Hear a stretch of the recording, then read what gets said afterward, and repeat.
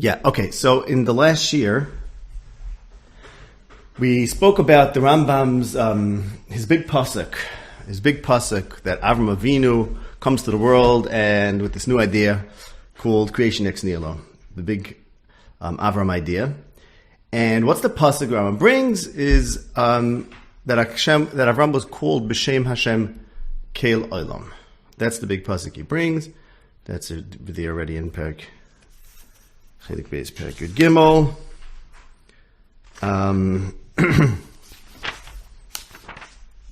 Right in the beginning, wherever that is again. I don't remember where it is. Yeah, in 6, paragraph 6. Kel Olam. And this is the Rambam loves this pasuk very much. So we spoke about what's the proof in this pasuk. Hashem is the Kel of the world. Okay. So we saw in the end of Perek Lamed that the Rambam stresses that pasuk tells you something about God's rank as opposed to the rank of the world. By saying Kel Olam, you're saying that the world is not Kel. Okay? And that's what we spoke about, the connection between Kadmos and Avodah Zarah, that the Rambam makes explicit later in the Moira. Okay, but I don't want to repeat the whole thing. I just want to tell you that I found in the Rambam's letter on astrology, he basically sort of alludes to this point, because when he talks about the world being Kodum, he brings the 3 opinions over there, that the same 3 opinions he brings in Chelik Beis Perek Yud Gimel. And the opinion of Aristotle is that the world stays as it is, and that's the way it always was. The Rambam wrote this in Hebrew, so let's read it in the original here. Rubam oimim she'eino hoive v'nifsad. It doesn't come into existence nor does it cease to exist. Elakach oimed. It stands in this specific way that it is. Hoya v'yel oilam ul oil me'olam. V'harehu k'moy hakadosh baruch hu. Shuhu misav v'isai. It is like God. There's like a symbiotic relationship. It moves, God moves it. La'olam kachoya. Zeh soivev, v'zeh misavev, u'shneihem b'yachad, lo yimotze zeh b'lo zeh. So that's the point. When Avraham says, no, it's Kel Olam, and there's a very strong distinction between them, it's not Kimoy HaKadosh Baruch Hu. And from that it follows that you shouldn't revere it. Right? Because remember, Avodah Zarah doesn't mean making a category error, thinking the world is the same as God, but even revering the world. But that follows in the world being Kodem, as we discussed. So that's just a source, an additional source.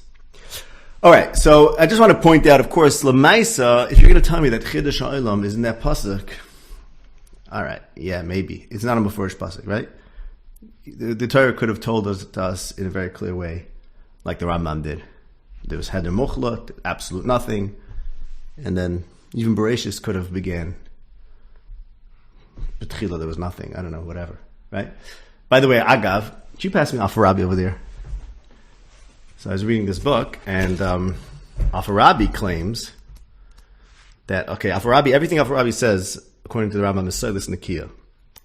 Now, that doesn't mean he doesn't argue with him sometimes. That's what the Rambam wrote in his letter to Shmuel ibn Tibbon. So he really appreciates Alfarabi. But anyways, in this book, which is called The Harmonization, Alfarabi made it his business to harmonize between Plato and Aristotle.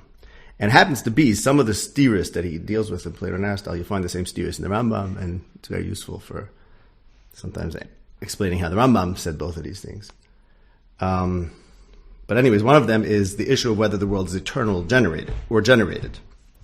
And he says here that people think that Aristotle's opinion is that the world is eternal. But it's not true. He says it's not true. Because, whatever. Aristotle actually believed the world's yesh mi'ayin. Okay, that's what he says here. The Rambam happens to quote Alfarabi later, the opposite. That Alfarabi said that Aristotle thought he had a proof for Kadmos, right? The Rambam holds that Aristotle himself didn't know. He just was knighted that way. And he quotes Alfarabi as saying Aristotle was certain. Here Alfarabi said that Aristotle actually believed in yesh mi'ayin, okay, whatever. That's not so interesting to us. But it's just Agav, I wanted to say, he says over there, he's very thankful for for Aristotle, demonstrating the proof of Chiddush, which the world wouldn't have known if not for this great thinker, Zokt what's called Alfarabi. Then he says, look at Aristotle, you'll see how he got it right. Then look into what the Jews, the Magians, and the rest of the nations say. all of which indicates transformations and changes that are contraries of innovation. Innovation is yesh me'ayin. He says Aristotle did it right, and he believes that. He also had a work that he thought was Aristotle's correct. He wasn't. Doesn't matter. But he says the Jews and others, they just say transformation. And he says, and look into what is their account about what will eventually happen to the heavens and the two earths. I don't know what the two earths. That is, what's going to eventually happen to the heavens according to the Nevi'im. And he's right about this. That is these two being folded, pulverized, scattered, cast into hell, things like that. None of which indicates pure annihilation. Right? Even these psukim, the Rambam talks about, people think that psukim say the world's come to end. The Rambam holds it's not. But even those psukim, they don't say it's going to just be nothing. It's very simple to say be nothing. I mean, it's hard to think about, but you can say it. Psukim don't say it. What? Could have said cease to exist. Yeah, right. And you could have started, I'm not saying you could have started the Torah that way also. So anyways, my point is that, and this is important in the Rambam, that if your whole pasuk is Hashem Kei Olam, certainly that's not an explicit pasuk, and obviously the Torah could have been very explicit about it. We know exactly where it should have been explicit about it if we wanted to. Rambam says in Perek Chafei, as we'll see, that there's actually no Mefurish pasuk about it. So we have to figure out like this. We have to figure out, okay, so what are the sources? Why? I just want to focus on why exactly do we accept Chiddush? On what basis? So what are the options? Let's say we could either know it through reason. We could accept it from revelation.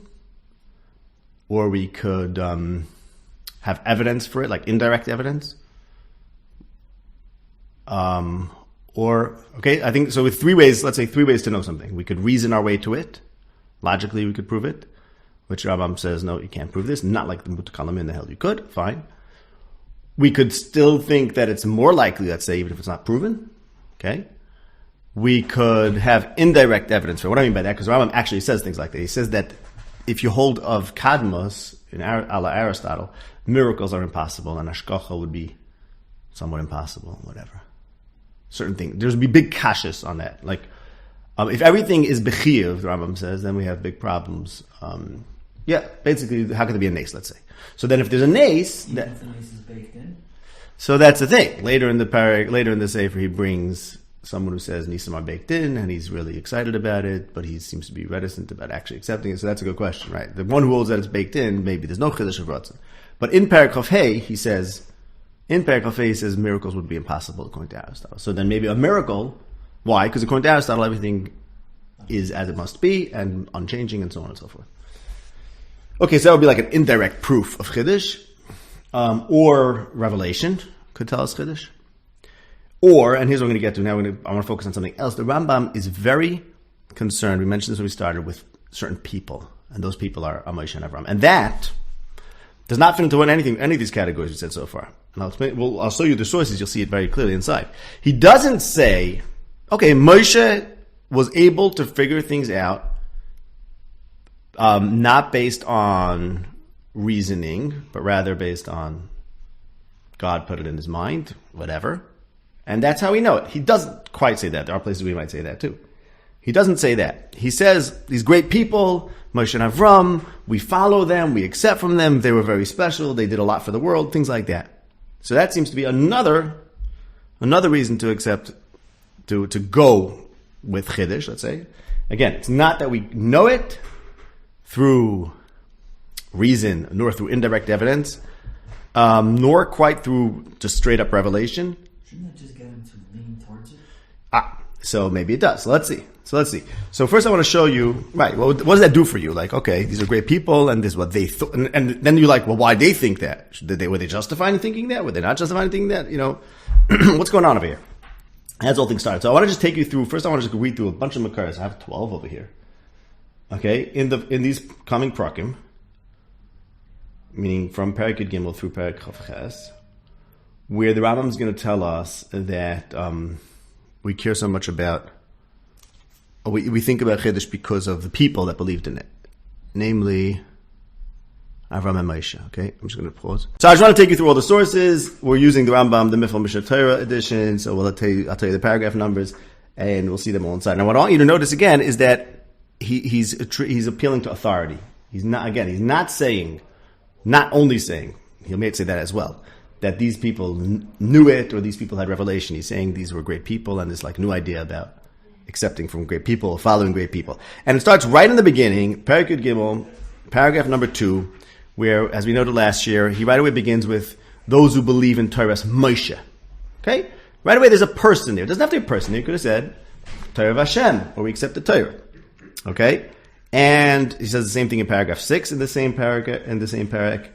This is a yesod of Torah's Moshe Rabbeinu, and Avraham Avinu was the first one to publicize this opinion. Here the Rambam comments that Avraham Avinu reached this, or was brought to this opinion, is an interesting way he says it, through speculation. So, does that mean he knew it? Does that mean, no, but maybe he preferred it? What's that about? So, on the one hand, he says, attributes it to Avram, but on the other hand, he says Avraham Avinu himself reached it through some sort of speculation. That suggests that we don't know it through the same speculation. We somehow accept it because we follow Avram, something like that. But even though Avram himself only did it based on some speculation, so how does the fact that Avram reached that conclusion mean anything to me more than the evidence that he used? Right? That would be a question over here. In paragraph number 13, in the same parak, we have another point. He says, and this we spoke about it also last year, the goal of everyone that follows the Torah's Moshe of Avraham Avinu. So here we're talking about followers. Okay, we're followers. We accept certain people. We accept their Torah, their law. They're our legislators or something. They created the religion, and we follow them. All right. Now, Parak Tezvav.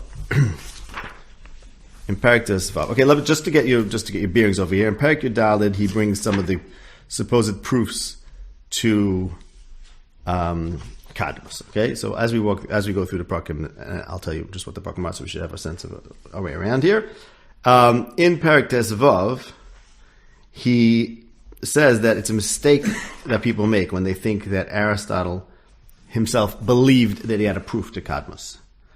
Actually, Aristotle did not have a proof to Kadmos, and yet Al-Farabi, as I mentioned before, this is in paragraph number 7, Al-Farabi thinks that Aristotle had a proof for Kadmos. This is, as I mentioned, not like it's in Al-Farabi's, what's it called again, that book? The, Making It Shtim. No? What? Harmonization, thank you. Okay, fine. And it's not true, says the Rambam. Actually, there is no proof. And this is in paragraph 8, he says, most of the people, this is in Parak Tezvav, paragraph 8, the last one, he says, most of the people who claim to be wise, what happens is they followed, why did everyone just assume that the world is Kodem for a certainty? Because they relied on the people who were famous for their wisdom and ignored the words of all the Nevi'im. Because the Nevi'im are not coming with Chachma, they're coming with messages from God. And messages from God, says the Rambam, that's only some people who are blessed with intellect. Weird thing he does over here. Only some people learned to follow the messages from God. Okay? So I'm just bringing out over here, he makes this distinction between the people that follow the philosophers, and he's like, that's also followers, they're following Aristotle. But Aristotle actually didn't prove it, and if you would have actually subjected what he said to criticism or even to scrutiny, you would have known that he doesn't prove it. But instead, you're an Aristotelian, you're a follower of Aristotle. Really, you're better off being a follower of the prophets who speak in the name of God, something like that. So there's an element of who do you follow here. Okay, Perek Tes Zayin is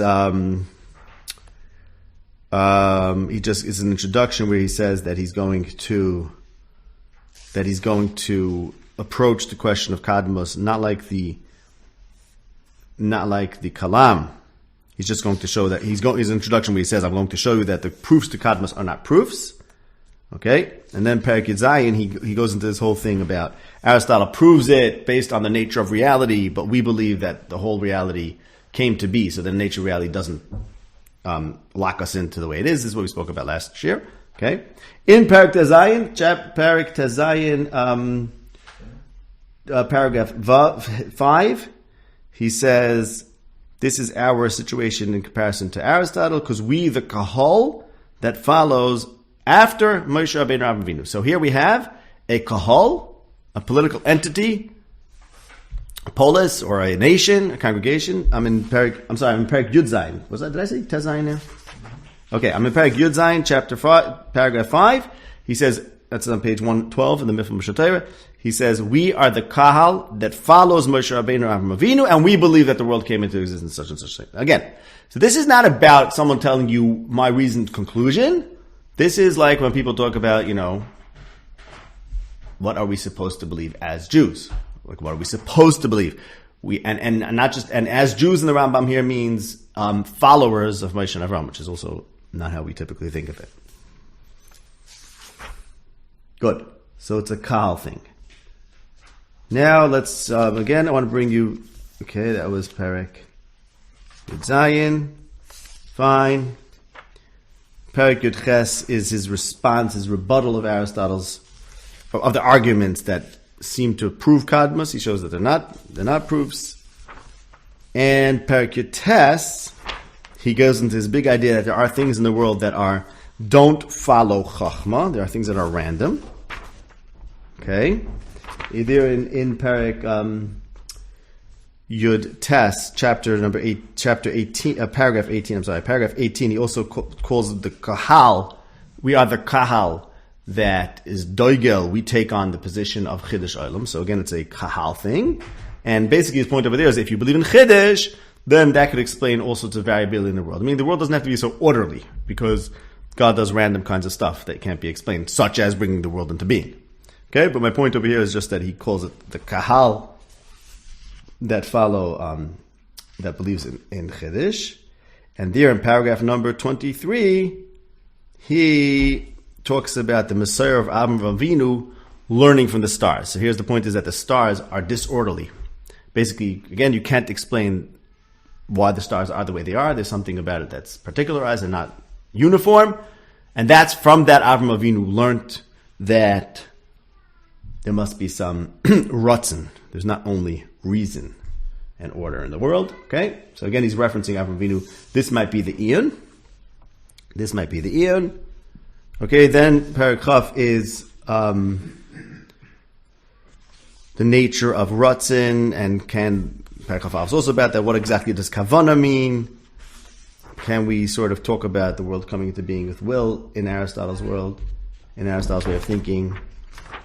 In Perek Chaf Aleph, paragraph number 4, he also talks about us who follow Moshe Rabbeinu. Anachnu ha'holchem achar Moshe Rabbeinu ma'aminim. Okay? So basically we have these two amazing spiritual figures who seem to have captured our minds.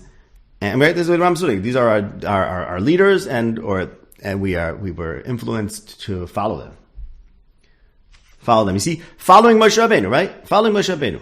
Fascinating expression, right? You don't say, if Moshe Rabbeinu tells us something, you might believe Moshe Rabbeinu is a Navi, because like Rambam says, you said that Torah, because you were present in Arsina, whatever. So then you take what he says as true. But that's not what he's saying over here. He's not saying we take what he says, we know that it's true. We follow, we go with him, we follow him. Okay, right? The lashon of Holchem Acher. The kal that's Holchem Acher Moshe Rabbeinu. That's what I want to bring out. It does not mean that we happen to know that Moshe Rabbeinu is saying the truth. No, we follow him. And here's a great expression here. Now, Perek Chav Beis, here he explains that another reasons why you should prefer Chiddush over what's it called? Over Kadmos.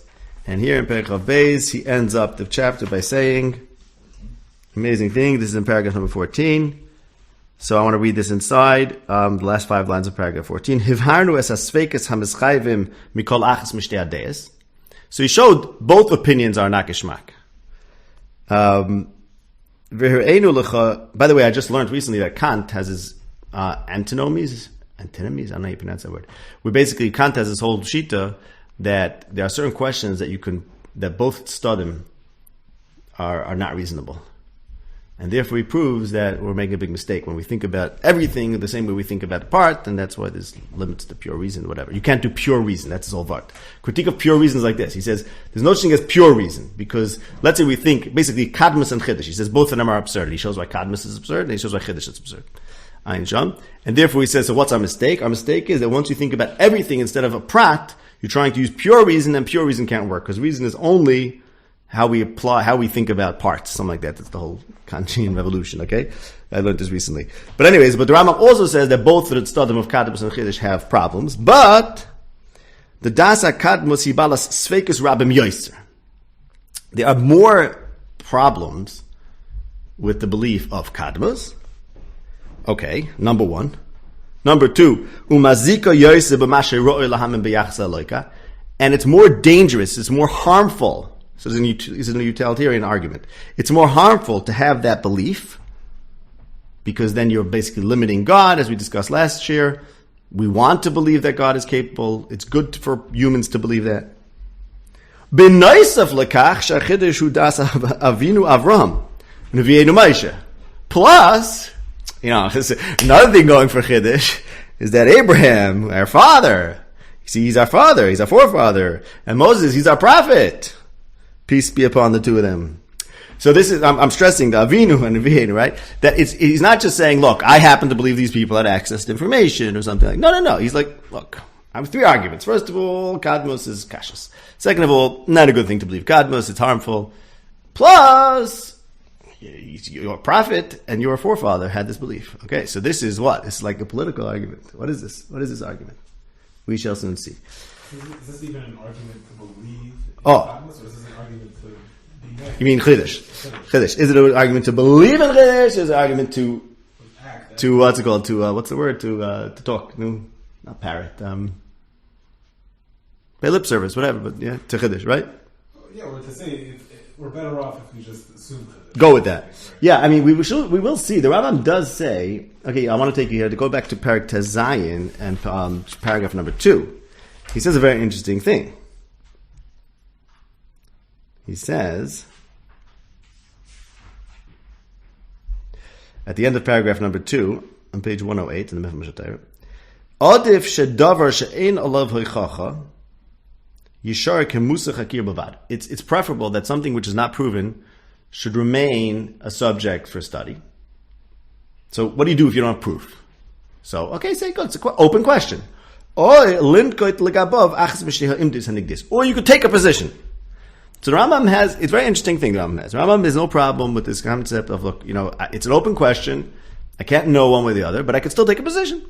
All right, take a position. I don't know. What does that mean? It means that's how I go. That's how I'm going to think. That's how I'll believe, whatever. Okay, how do you believe it if you don't really know? Whatever, go figure that out. But we all know what that means. Right? People do it all the time. People do it all the time. I mean, whenever, mostly, it also happens to be a big limitation to people's learning, because every time people learn something, they're trying to figure out, like, do I believe this? I'm like, don't worry about that. This shouldn't matter so much. You can learn something and then worry about that later. Learn it critically, think about it, whatever, see what he's saying, and then worry about it later. But everyone's very busy, like, oh, are we supposed to believe this? Are we allowed to believe this? Do I believe this? The hazard with that? Okay, whatever, maybe it doesn't. But I'm saying, but there's a musik that people of being naked a day, and that's very different than critical thinking. And the Rambam is pick a side. He has no problem with that, right? He's saying pick a side. So what does that mean? Pick a side. You don't know one way or the other, but there's something called picking a side. Whatever, you think that way, live that way. Avraham and Moshe picked the side. It seems like. Yeah, but Avraham, now why did they pick a side? Oh, because and the Rambam says the stars, but he doesn't say that's conclusive proof. And he never says the rule from But the problem is he does. We'll get to that. Okay, we'll get to that soon. So far I'm showing you all the places where it's very much about the people. In chapter 23, so he says, it's a very nice Musar chapter where he talks about when you have a question where there's two options, you have to be very careful, and you have to have good midas to be able to choose the right one, otherwise you're going to have negiyas. Okay, and why am I telling you this as the Rambam in paragraph number 4 and 5? Because one day someone's going to tell you some kashas on Chiddush, and he's going to convince you. So I want you to know that you shouldn't trust yourself about this. Don't think you're capable of being machri in the shayla. Rather, you should rely on the two prophets who are the Amudei Tikran Ametzias Enushi, Haminha Enushi. Rely on the two prophets who are the pillars who got the human race in order. They did two things. They gave humanity the right beliefs, and they gave humanity the right, like society or something? What's your translation? You have it over there? You found it, Shmuel? Tell me, pass me the English one. Towards the end, yeah. Let's see what's translates it. It's towards the end. Yeah, read. No. So go back before that. but not before that. He says you should be suspicious of your own opinion and rely on the two pillars. וסמך על שני הנביאים, אשר הם עמוד כינוס וציוס המין האנושי, אנושי בדי עשב ומעקב עשב. B'dei Yosef. ומעקב עשב. So it's something very interesting. He's focusing on society. First of all, they gave the right beliefs and something about society. Its associations, right? Very interesting. They are the pillars of the well-being of the human species with regard to its belief and its associations. So they gave us the right beliefs and they somehow gave us the right political order. Okay? So that's why you're supposed to accept them. Because look what they did for humanity. So probably know what they're doing. It's like Politically. What? A little bit what he says in Shemana Prakim about the Tanaim. What? How so? That why should we believe their laws? Right. We believe the laws because they were good people. Yeah. This concept of a legislator, we'll talk about that soon. It used to be popular in political theory when people were studying classical political theory. And, from my Shir Mashmana Prakim, I realized how much this whole concept is missing from Torah. And, that's sort of what's happening here. There's we'll see. There's another passage from Avraham that actually sheds light on this beautifully. Now look at Parak of Dalet, okay? One last place. Two more. I have actually two more cards for this. I'm probably missing a few. Maybe scattered other Prakim. I think I got most of them from these Prakim. In Parak of Dalet. So what's Parak of Dalet? Parak of Dalet is a very important Parak, which maybe we'll get to tonight. Where again he talks about the problems of astronomy. How astronomy has got some major issues that cannot be explained. Cannot be explained. So therefore what? Therefore must be there's a God. Right? Something like that. Basically, in other words, again, similar to Perek Yutes, I think it was, where there are things in the heavens that don't follow order, such as why does one Galgal go one direction, another Galgal go the other direction. It must be that God wanted it to be that way, which is different than saying that it is reasonable and orderly and scientific. There are things in the world that are not scientific, says the Rambam. Which leads us to Chiddush, okay? So in that parak, he says basically we can't know what's going on in the heavens.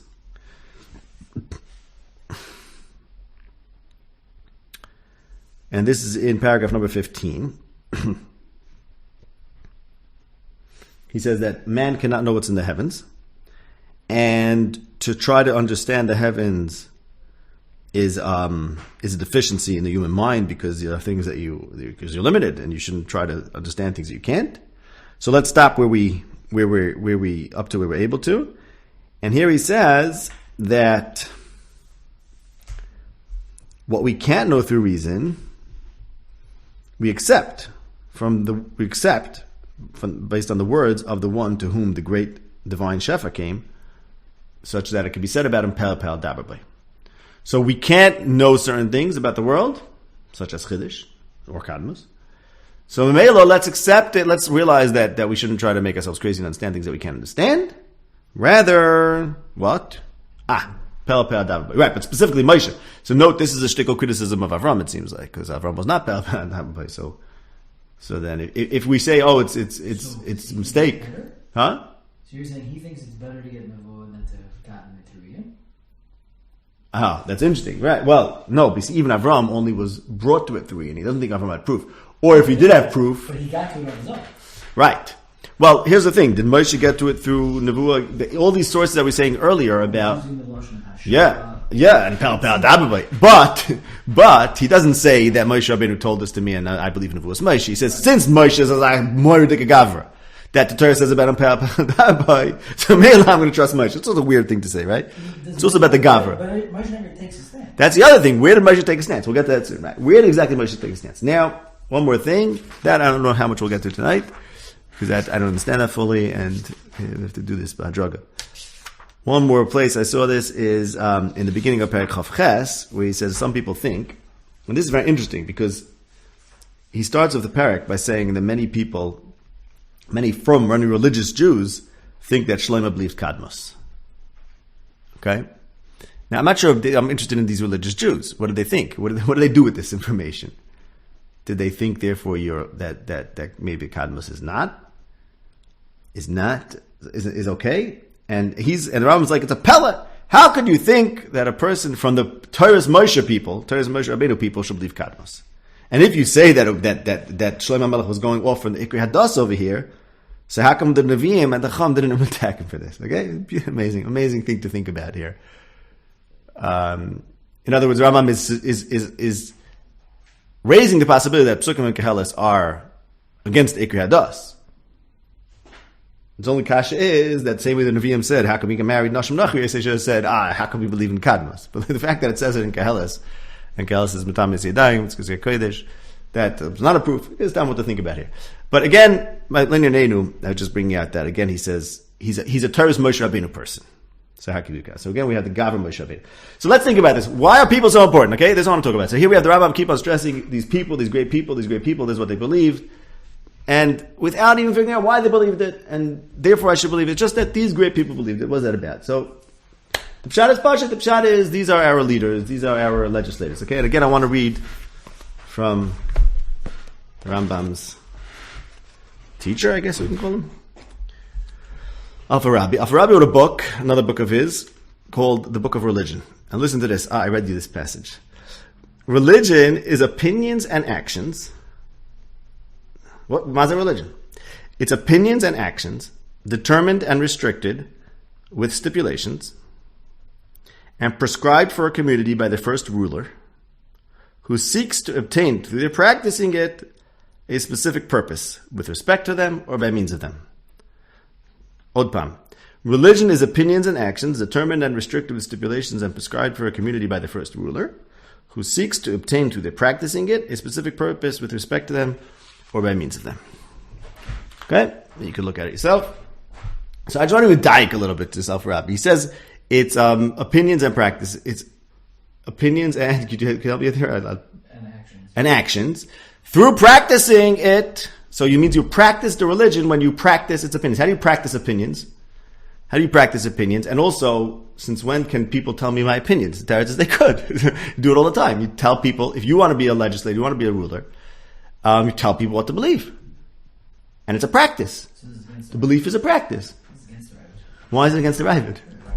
No, they can't put it on top of the Murder Buchim. It's not Kodesh. You have to put it under. He can't tell me what to believe, right? Isn't that the whole problem? Well, what do you mean? One second. Why? Ram says mitzvah is, you have Maimonides. Tell me what to believe. Oh, you mean the first mitzvah? Yeah. You can't tell me what to believe. Right. That is very interesting. Right. Okay. So the question's like this. That's Kreskas' kasha really more like, if you believe it, you believe it, and if you believe in God, yeah. So right. Basically, it's like this. Anochi Hashem Elokecha. So what's a mitzvah? A mitzvah is God commanding me to believe something. But how could God command me to believe in God? Frek Kreskas. If I need to be commanded, that means, or I don't believe in God, so then what's the commandment? Right. So no, but you have to bring in the middleman, Moses. You have to say that Moshe, the commandment is not God talking to me, it's Moshe telling me. Because if God is a legislator, then you're begging. No, it's not a problem. It's not. It's legislation. So not a problem. But it's not a mitzvah then? It is. Why is? But it could be it's a mitzvah because Moshe said this is the right opinion. How does Moshe know it's the right opinion? Because Moshe is Moshe. I don't know. We trust Moshe. Pal David. We trust that he knows what's right. How does he know that? How does Moshe know that it's good for people to believe in God? Because God told him that. Whatever. Say that. Okay. But now, what the nature of the tzivoy might be, Moshe is telling you it's a good idea. I never thought of that. That's interesting. Okay. The point is, V'shteit in Al-Farabi, is that religion comes from a person. Now, again, who's the person in our religion? Avraham and Moshe. This is why the Rambam is very busy with people. It's okay. Of course. Religion comes from people. Now, people that,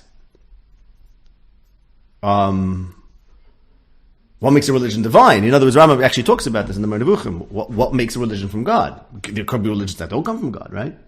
We have a person who has some ideas, and maybe they're good ideas, and maybe he tells people what to believe, and maybe he's partially right, whatever. Fine. What makes a religion divine? Or why do we say our religion is divine? Is what to talk about there. But the fact is that just because our religion is divine doesn't mean we should ignore the people. And this is basically, you see this very, very much in these prakim. Rambam keeps on going. It's the people. These people founded this awesome religion. How were they able to found such an awesome religion? Because they spoke to Hashem. Whatever, fine. Say to go learn what Nevuah is and figure that out. But the reason why, what makes the religion a religion is that there were people, right? If there wasn't Avraham Avinu as a character, if there wasn't Moshe Rabbeinu as a character, there wouldn't be this religion. So therefore, and we follow them. Well, one's our prophet, the other one's our forefather. Okay? And then, of course, you have to think about, and the Rambam does in the beginning of Chassav Zar, there's two strands that contribute to Judaism. One is Avraham Avinu, and that's family, and one is Moshe Rabbeinu, who's a prophet. So those are two figures, and Judaism started with Avraham Avinu, Rambam describes in Chassav Zar, then almost fell apart in Mitzrayim, and that's when Moshe came. So there's these two, but these are two human characters, figures, that together established the religion. Parenthetically, I was sort of referencing back. We have to get back to that passage. The Rambam says we trust it from Moshe because it says Pelpeh. So I said Avraham Avinu. So how come Avraham Avinu didn't have Pelpeh? How come he knew it? The Rambam is saying we today, our religion is based on the fact that it got the chasim of Moshe Rabbeinu Pelpeh. It may have been appropriate to believe it even without that, but today what we do for the nation, it's only appropriate to believe religious things in our Pelpeh. Again, that's a parenthetical statement. Okay. So basically it's like this. So we have to think about this as a matter of law, basically. In other words, the question of what to believe, should we believe in Chiddush or Kadmus? The Rambam is doing something other than science over here. He's not merely just figuring out the truth. He does have to deal with truth, because if we know that it's untrue, or maybe even if we have really good reason to believe it's untrue, then you're not going to come and say, well, it's a good law. Okay? Maybe it's only a good law. You can't just say someone made this a law, because you also have to explain why is it a good law. If it's a bad law to believe in Chiddush, then you can't just say, well, it's a pasuk, because we're nevuchim, we're thinkers, so we're nevuchim. We also want our pasukim. We like our psukim to be reasonable and to have a pshat, to make sense. But to make sense doesn't mean that this can be known scientifically. Absolutely. So the arguments in favor of it, the arguments in favor of the doctrine of Chiddush, are not. They work together with the fact that Moshe and Avram promulgated this, propounded it, and taught everyone to believe this, because this is why they did it. This is why the Torah is chukum mishpatim tzadikim. So everything works together. It's not either or. Okay, we'll talk about Nevuah, but when we talk about the people, my point is like this. On the one hand, I'm talking about the people. These are the legislators. These are the ones who created a system of actions and beliefs, which are actually very not dissimilar from actions, as Al-Farabi says explicitly. And it's true, Rambam says, as we mentioned before, the Rambam says when you have an open question, take a position. Well, what position should I take? Oh, well, here's one way to think about it. What's a good idea? What's harmful for humans? Well, it's harmful to think of God as the world as Kodom, because then whatever. Okay, that's a reason to think that. You know what's another reason to think Chiddush? Because you're a Jew. And your forefather thought Chiddush, which, interestingly, and this is something to think about perhaps another time, it means that for a non-Jew, Rambam would say, maybe you shouldn't believe. Why should you believe Chiddush? I don't know. You're not from, Avraham Avinu doesn't talk to you. See what Muhammad tells you. I don't know. Or Yashka, whatever. You're not part of this religion. It's not a factual thing, okay? It's a religious thing, meaning it's like a practice. For Jews, this is the Mahalach. Because we follow Avram, and because we follow Moshe, and that becomes a factor. So, you, Jew, why am I telling you to have the position of Chiddush? Because it's somewhat more reasonable. Because it's also beneficial. And because if you're going to take another position, you're basically not following Avraham and Moshe, and that's not a good idea. Why is it not a good idea? Because in as much as a religion's a good thing, and this is your religion, go with Avraham and Moshe. So that's what the Rambam is saying. Okay? I want to show you in Perek Chaf Hey. This is in Perek Chaf Hey, paragraph 4.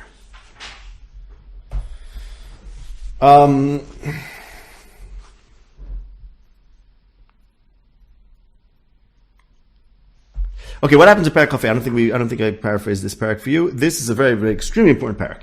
Here the Rambam says that you should know that the reason why I don't believe in Kadbus is not because of any pasuk. There's no pasuk that says Chiddush. Either are psukim that seem to say that, we can interpret them. We interpreted the psukim that imply corporeality about God to be Mishalim, or Lashon Mushal, whatever. So we could do the same thing with the psukim about Chiddush. By the way, which psukim? Never says. Keilaylam, Parashas Bar Likim, not clear. Okay? So why then do I reject Kadmos. So he says, and it's the logic over here is very convoluted. He says like this. He says 2 reasons. Number 1, because there's no proof to Kadmos, so I have no reason to reinterpret the Psukim. Number 2, because believing Kadmos undermines the whole Torah. Why does it undermine the whole Torah? This is in paragraph number 3. Because in Aristotle's Kadmos, that is, which is that everything is exactly as it must be, that means no miracles could happen. And that means there can't be reward and punishment, like, if you do this, something like that's going to happen, because there can't be any change. Okay? Now, parenthetically, he says, well, what about Plato's Mahalach? Plato's kind of world, which is that there always was matter that existed, and God introduces change to that matter. So Plato's kind of creation, Plato's theory of creation allows for miracles. So he says, yeah, you know what? Actually, psukim can work that way. In fact, there are psukim that maybe support that. Could even prove Plato's Mahalach. But I have no reason to believe Plato. I have no proof to Plato. Okay, interesting. Okay, but maybe he's right. You seem to knock him out on the first try. Yeah, we did Rain Packet Gimel. Yeah, I know. So what's that about? Maybe just because he just likes Aristotle. Someone called me after last week's share and says that he wanted to say that the Rambam just basically scientifically holds like Aristotle, right? As we discussed, the science actually supports Aristotle. So Plato's like Nishtahin Nishtaher. Like scientifically, Aristotle's right, and religiously, if you're going to be religious, you might as well just go with Chiddush. Basically like that. I think that maybe what's happening over here, but that's something. So he says, so we're going to ignore Aristotle, but rather we'll understand. Now this is the passage I wanted to read. This is the end of paragraph number 4. Rather we'll understand the Psukim Kipshutam, and we will say that the Torah told us something that we're not able to understand. And the miracle proves that it's true. So a very interesting statement. He says, we'll say that the Torah tells us something that we can't know, and the miracle proves it. Now, that's a very interesting thing to say about we will say that. But I want to just make one thing.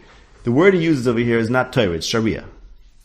Right? In the Miflam Mishnah Torah, if it's not bold, that means it was Arabic. Kapach doesn't do that, but that was a great innovation that some of the recent translators have done. Even Pinnis did it in English. It's italicized when it's Hebrew original. So the Rambam over here, the Arabic original, said Sharia tells us something, which means the religious law. It's not that the Torah is Moshe Rabbeinu's Nevuah. It's that's our law. Our law is our religion. Yeah, our religion. Our religion. Pass me the Rabbi. Our religion tells us that that is our religion. Our religion is that the world is mechudesh. Exactly.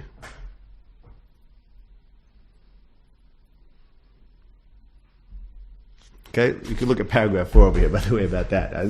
I'm not sure what he's saying there and how it's related to this, but something to do with that. What Sharia means and what religion means, what law means. Anyways, that's what I just want to dike over here. On the other hand, he also says something about Torah telling us something that we can't know. Sounds like maybe it's revelation. Okay, we'll get to that soon. So again, to summarize, the Rambam said in paragraph number 2, that when there's something in doubt, you either leave it as an open question or take a position. Why would you take a position? Now we know why. Why would you take a position? Because, again, 3 reasons the Rambam says in one place. I forgot where exactly. There's more questions on the other side. It's harmful to believe Kadmos, harmful vis-a-vis God, and take this position because you're a follower. Aren't you a follower of Moshe and Avraham? Great. And that was their position. And again, what does it mean that was their position? They made this decision that this is the Mahalach we should take, and we respect their religion-making powers. Yeah, right? We respect them as founders of religion. And I was like, look, they're Amudei Atavach. They saved the whole humanity, and they gave them the right beliefs, and they made great nations. Like, well, you're not going to respect them? Yeah, it's a very, very strong argument, right? Where's this other place? You remember when he said something about rhetoric? Did anyone see that? Let's see where that was. That was maybe... That's the question? Yeah, sure. How does Avraham know that Avraham and Moshe believed in Chiddush religiously? Maybe they believed in Chiddush. That's what they believed. They were night for Chiddush. Not that it's a part of Okay, so it's very interesting here. So I think what we have to understand is the problem is they never said it either. So, no, right? They never really said it. It's just Chazal at this point. No? What, Chiddush? No, that Avraham came to Chiddush. Okay, fine. No, Hashem Keloilam. No, Hashem Keloilam. Rambam claims that that's a pasuk of Chiddush, and in Perplexed he says Kipshutam, maybe, but then there's always Plato. So I think that maybe what's going on over here is that the Rambam that it's not like they actually said it took it as a given. So now, so where does it come from? Okay, we have to figure out where it does come from. Even when but I think, this is just another parenthetical thing to throw out there. When the Rambam says we will say that the Torah tells us this. Who's the we? Maybe it's the Rambam. Could the Rambam be a legislator? Huh? Need a Farabi again here. Could the Rambam be a legislator? Could the Rambam tell us? Why not? I hold why not. Mamish, why not? The rule of legislation goes like this. If after the death of the first, remember Afarabi says, what's a religion? The first ruler makes opinions and practices.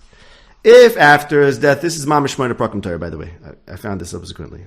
If after the death of the first ruler, someone succeeds him who is like him in all respects, then the successor will be the one who determines what the person did not determine. And not only this, but he could alter things. Why? Because he understands what the first one was all about. Same thing with the next guy after the second leader. Okay? Now, if one of the righteous leaders should pass away and not be succeeded who's like him in all respects, then he has to follow the footsteps of the predecessor with respect to what he determines, not do anything different, you don't want to make any alteration. Amazing things. There's the Daravi, which I told you about, the Hagdama to Chulin Daravi. Mamish says this whole Torah. The Torah Shabbat Peh is, as long as we're understand the Torah properly, stand the Ratzon Hashem properly, it was made that the Chacham could make new decisions, and that Torah Shabbat Peh, and that's why he followed B'ez and Shabi Yomav. Comes over in our Kaddish and says, the Olam from now on is going to be Hashpah from the Ghost. They don't chap what the Torah is all about, and maybe we're going to lock it in. This is this Torah. But that's why I'm not so sure that the Rambam is not legislating over here.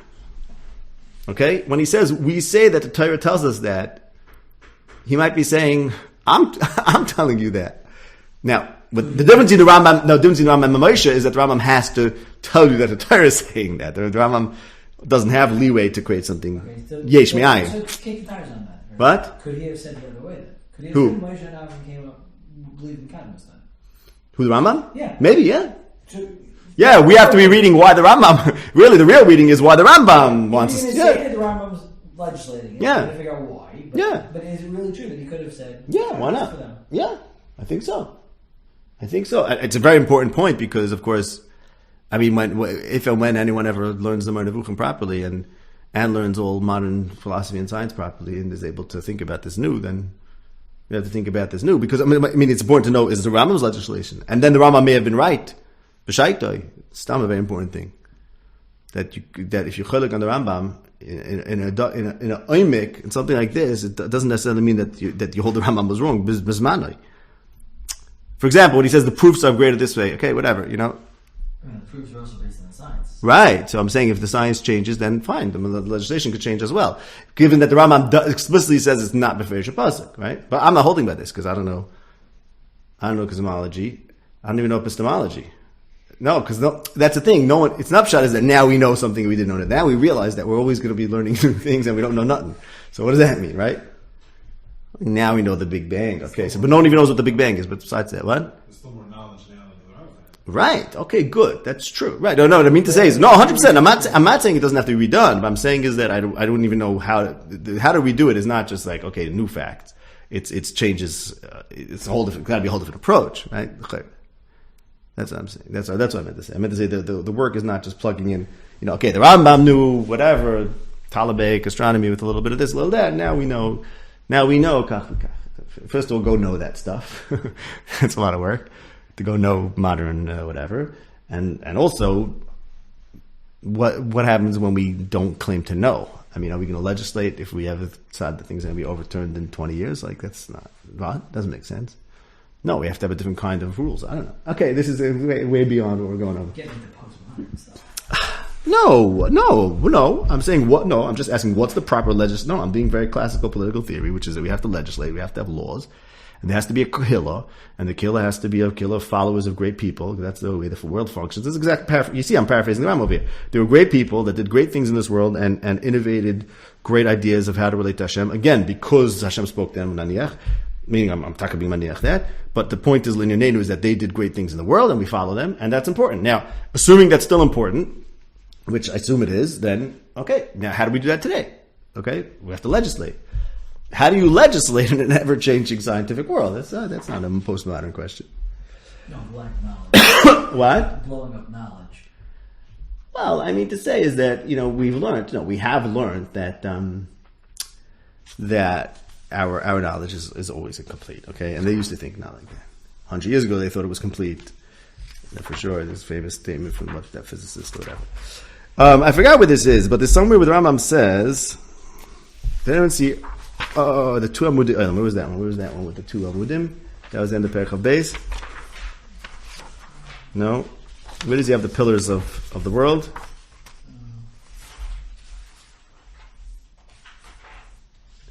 That would be Chav Gimel. Yes. Okay. Chav Gimel. Back to Perek of Gimel, where he talks about following the two prophets that are the pillars of the world and of humanity. So he says. So just take a look at the end of paragraph 4, just where he says you should only go away from the opinion of Chiddush Olam if there's a proof. So basically, you should be biased towards Chiddush, right? He says explicitly you should abandon the principle of Chiddush if you have a proof. Otherwise, if you have a proof contrary to that, otherwise go with Chiddush, and you're never going to have a proof against Chiddush. That doesn't exist. And then he says the following thing. He says in paragraph number 5. He says the one who's reading this book shouldn't criticize the fact that I'm using rhetorical kind of arguments to support Chiddush. Rhetorical arguments means arguments that are not logical, but nonetheless are convincing because people get convinced by kinds of rhetoric. Aristotle wrote a book on rhetoric. It was a big chachma back in the day. How do you convince people of things? And there's ways to do it. It's not always logic. Maybe logic is the worst way. I don't know. But the point is here the Rambam says I'm using rhetoric. I'm using rhetoric. Because Aristotle, the great philosopher, also used rhetoric for his opinion about Kadmus. So shouldn't our Torah be like them? If he used all sorts of fantasies of the Sabians, shouldn't we use Moshe and Avraham? So it's a rhetorical argument. Why is it a rhetorical argument? Because we're doing politics, I guess. We're not doing science. We're trying to convince people. That's what we're trying to do. So we fight rhetoric with rhetoric, right? Aristotle was convincing people to be kadmustic, kadmus kind of dimension, and we're going to do what we can. We're going to pull out the rhetorical stops, and do what we can to, to combat that. That he's putting Aristotle on a similar plane, right? That's Avraham, Moshe, yeah. Aristotle. Mm-hmm. So those three, I don't know. Aristotle said it. Even I don't have to. The same way Lahavdil, Moshe, and Avraham got it, so I'm just using Aristotle as an appeal to authority as well. Right, and you remember that's where he said in Perek Tezvav, I think it was Perek Tezvav, where he says... why, even though Plato fits better, so to speak, but he's still relying on Aristotle. Okay, because he's looking at him as a authority figure. As a gavra. It's interesting, right? In Perek Tezvav, remember he said that he objects to the fact that people followed the philosophers instead of following the prophets. So that's like similar to what you're saying. It's like who's your guy? So for everyone, the guy was Aristotle because they had such great respect for him, and they didn't have why right. And they had respect for him because he speaks in the name of reason. They didn't realize that speaking in the name of God is also a big deal. So the prophets weren't their chaver, but they should have been. Something like that. Okay, so I want to state some questions here. I think we'll leave it with the questions. Okay, so this is what it seems to the Rambam, that it's about it's a legislated belief, basically. Okay, something which I don't know why it took me so long to come around to this. I used to not believe in it, but it makes a lot of sense. It's like what is a person supposed to believe? But you can only get it. I mean, Noam Mills Adami Inshi. I'm saying the Welt is always busy with it, right? What am I supposed to believe? I always laughed at it, but actually, it's actually right. But the key part, the way you explained it so far, is that it has to be in gray area. It can't be proven. Yeah, exactly. You can only legislate when you're stuck in limbo. So you can only legislate. Of course, you can legislate against reason, against facts that we know through proof. And also, we always want to know what's the reason you're legislating it. And by the way, it might not be sufficient to have a reason. In other words, if it's really 50-50, maybe it's impossible to legislate belief because you have to convince them. You have to have the rhetoric and you have to have, a shtickle raya, so that becomes, because you are legislating belief. In other words, if the real 50-50 question, you can't legislate that if I flip a coin, it's going to land on heads. That you believe it's going to land on heads. That could be, that breaks the rules of legislation. Right? Because people can't have that opinion if they tried, because they know too well that it's 50-50. By the way, that's I don't know about the future. About the future? Yeah? I don't know. It's actually pretty interesting when it comes to Tchias HaMesim, because you're supposed to believe that something's going to happen. I don't know, future, whatever. It's a weird belief in that way. You think so? You think people are capable of believing, of knowing what they're supposed to do about the future? I don't know. Okay, but yeah, it makes a lot of sense. I happen to think that the Rambam legislated belief. The Rambam made this new thing called Legislated Torah, which didn't exist in Chazal. Not in any form. Like the, what's his name? The Riaz in Sanhedrin. He says like this. He has a big bomb kash on the Rambam. The Rambam says if you believe Hashem is a gof, you're a min. He's like, you know how much Chazal wrote about muktzah? Prate on muktzah. I once counted the blots. I have on muktzah like 50 pound shots, and everywhere, right? So about muktzah, it's Darbanan. He says, how come they didn't tell us? Ton Rabbanan. Here's what you have to believe. Not once. The Chazal say you have to believe this. What about that? What about this? What about this? No. Elamai, it's not important. Now, I happen to think that the Rambam doesn't think that Chazal held like him, but he holds you can legislate belief. Why did he hold that it's necessary? Is a question. Why did it become necessary in the Rambam's days, not in Chazal's days? But I believe that the Rambam was very fully aware that he was innovating, and that's fine. Again, he might have to work it within Chazal. He can't just come out of the blue, and that's why he did on the Mishnah in Chelek. Kol Yisrael Yeshem Chelek Ma'abas. So Rambam says, okay, you know what? You're not a Yisrael if you don't believe 13 things. And the last one is Tchias HaMesim. The Mishnah says Tchias HaMesim. It happens to be the least interesting to the Rambam, but that's where the Rambam had to do it, because even though he's innovating, he has to do it within the body of law. Why? Because that's how legislation goes. You can't make a break. Even if you're doing something new, you have to work it with. It's good politics. Rambam is very much aware of the concept. You have to do good legislation. Has a mahal, has a continuity. It doesn't mean that it's not innovation. Also, anyways, way off topic. I want to just stall back a few questions. Okay, that there's a steer to this because the Rambam does say in a few places that it actually depends on prophecy. Okay, in other words, prophecy reveals Chiddush. One is in Perek Design, paragraph number 4. Here he says explicitly, Perek 16, page 109, paragraph number 4. He says, I want to clarify that it's possible that the world is Mechudesh, and all the philosophical proofs that it seems that it's not the case can be neutralized. Okay? And once that's the case, that I can neutralize the proofs to Kadmos, then the question of Kadmos or Chiddush is an open question. Harei ani mekabel oisa mitzad hanevuah. I accept the facts about this based on prophecy. Hamevaeres dvarim she'ein bekoyach ha'iyun lahagia aleim. Why do I accept it based on prophecy? Because prophecy can tell us things that you can't know through Eon. Now, by the way, although that might seem obvious to you, it's not so obvious at all, because the real prophecy, according to Rambam, the main prophecy is that the Navi is a Chacham, and his knowledge then affects his Koyach and gives him images that then are useful. Tucked into the Prakim of Nevuah, the Rambam also says, by the way, you should know that the Navi, besides for getting these images in this Koyach also gets access to facts not based on reason. But that's not so obvious. That's why it makes a point over here that you should know Nevuah does give you access to things that you can't know through reason. But here the Rambam says explicitly, Harei ani mekabel oisa mitzad hanevuah hamevaeres dvarim. Sounds like he's saying that there's a Nevuah somewhere that Koyam Hashem, I created the world from nothing. Okay?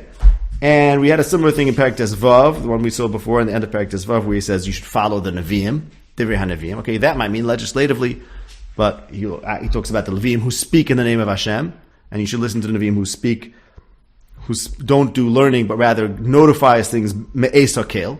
So it sounds like it's revelation. And also again in Chelik Aleph, Perek Ayin Aleph. Chelik Aleph, number Perek Ayin Aleph, paragraph number 17, where that's the paragraph we spoke about last week, where the Rambam gives his introduction. He says, I'm going to prove the existence of God, his incorporeality and his unity, working with the assumption of Kadmus, and then we're going to get back to the subject of Chiddush. And if you accept what the Mutakalamin says, and you think that Chiddush Olam has been proven, that's fine. Ashrecha. If not, Ella te Kabbalah Sayyosem Mechudesh Ki Kabbalah Min Hanavim, that's also good. Are you going to say, is it possible for Nevuah if the world is Kadum? Yes. Don't worry. Those two things are not hinging. So it's clearly the Rambam is not just saying about these great people as legislators, but they are Nevi'im.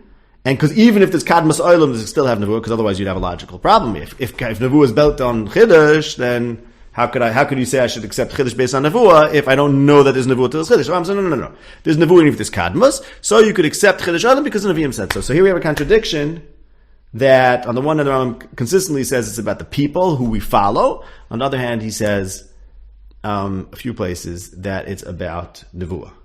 And the problem is also, he said Avraham Avinu reached it through Ian. So it's not Nevuah. So who had the Nevuah? Okay. What? So maybe this. So maybe Moshe, so Avraham had it through Ian, and Moshe had it through Nevuah. Okay, perhaps. Perhaps. No, so that actually might be an interesting solution, that maybe there's two strands, as you mentioned, there's two strands in Judaism, Avraham and Moshe. Avraham didn't have it through Nevuah, he had it through Ian. Maybe Moshe had it through Nevuah. Okay? So we today, why do you believe in Chiddush? Well, I believe in Chiddush because I follow Avraham and Moshe. Ian brought Avraham to it, doesn't mean it was proven. He says Ian led him to it. Hoivel, I don't know what the Arabic word is, but he says the Hebrew is, the Ian led him towards it. It doesn't mean he had proof. So he favored it. So that doesn't mean that Moshe, with all his chachma, to get to the Nevuah, had to have hit that stage as well. Right? Maybe not. Maybe Moshe is something else, right? Maybe it's something else. Okay, that might be an approach here. I just wanted to bring up that question. Okay, so I think what we achieved at least is, first of all, an understanding of the whole concept of religion. I think we understand it much better after this schmooze, and legislative beliefs as being very important. Things are super important. Super important, but then you have to think about, okay, there's a logic to legislation, and logic is the authority, because religion and law in general, at least used to be that way, follows authority, and why would they legislate that, and whether you should accept it. But that's what I'm stresses in these prakim. But then we're leaving this an open question about where does Revelation fit into this business. The Rambam talks about it a few times. All right, we'll leave it at this. That's the other thing, right? If the Nevi'im said this, okay, but there's no pasuk that says it explicitly, so, right, that's another problem with saying the Nevi'im said.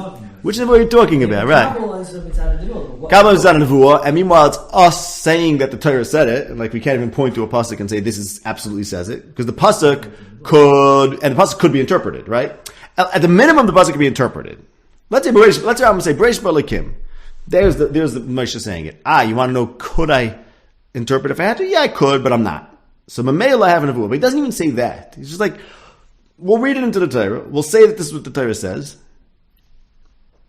We're saying it. He's saying it. Some religious people thought Shlomo didn't believe it, and like Rambam's like, how could you think that? But they thought that. I don't know. It's like the Rambam's saying. It seems like the Rambam's saying a chiddush over here a little bit. No, it's a curious historical question. Like, is it the Rambam's chiddush that Yesh Me'ayin? It's not, because it's not the Rambam's chiddush because of Sag and Moshe went like the Kalam. So he thought Yesh Me'ayin was absolute, and Chavz Levav like, Yesh Me'ayin, we proved it. So Rambam's chiddush that we're going to do Yesh Me'ayin, even though I'm going to be an Aristotelian. Taka, some people said, no, we're Aristotelians, we're gone, we're done with Yesh Me'ayin, whatever. They threw it out. Okay, but anyways, I'm just saying, like, is the Rambam, reading it back in, and if he is, how does he then say, I know, because the Navi told me, you told me that the Navi told you. So where does it start, right? Little circuit, right? I have to think about that. Okay, we will leave it at that.